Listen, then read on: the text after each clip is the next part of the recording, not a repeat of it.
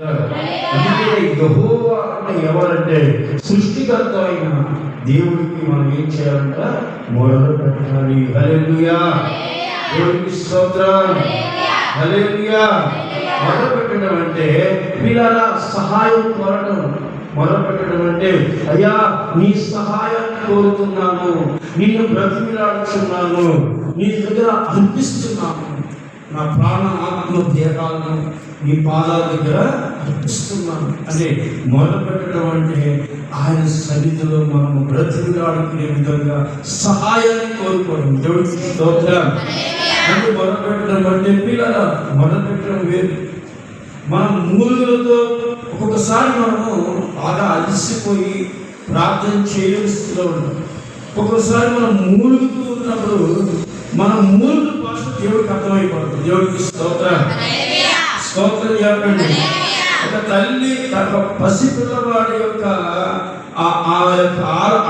మాట కానీ వాళ్ళ పద్ధతులు కానీ వాళ్ళ విధానం కానీ ఎవరికి అర్థమైందంటే తల్లికి అర్థమైంది. దేవుడికి స్తోత్రం. పసిపిల్లవాడి భాష ఎలా ఉంటుందంటే ఆ తల్లి ఎమ్మడే గమనిస్తుంది. అలాగే మన దేవుడు కూడా మన బాధను ఆయన సహాయం కోరుతున్నప్పుడు ఎమ్మడి మనం అర్థం చేసుకొని మన సహాయం చేయడానికి సిద్ధంగా స్తోత్రం. ఒకటి ఎలుగెత్తి గట్టిగా ఆయన మనము కేకలేసి పిలవాలి. రెండవదిగా ఆయన సహాయాన్ని కోరుకోవాలి.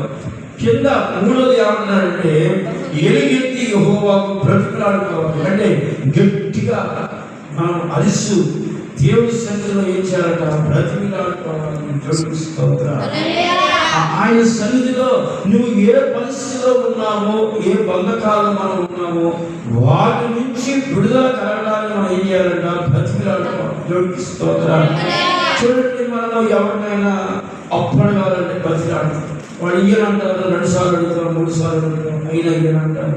ఏదో వాళ్ళని 4 మాటల వాళ్ళని కాదు పిచ్చేసి ఏదో విధంగా వాళ్ళ దగ్గర నుంచి మనం తీసుకోవడానికి ప్రయత్నం చేస్తాం. ఒక ఎదుటి వారిని బలపరచడానికి మనం ఎన్నో ప్రయత్నాలు చేస్తాం.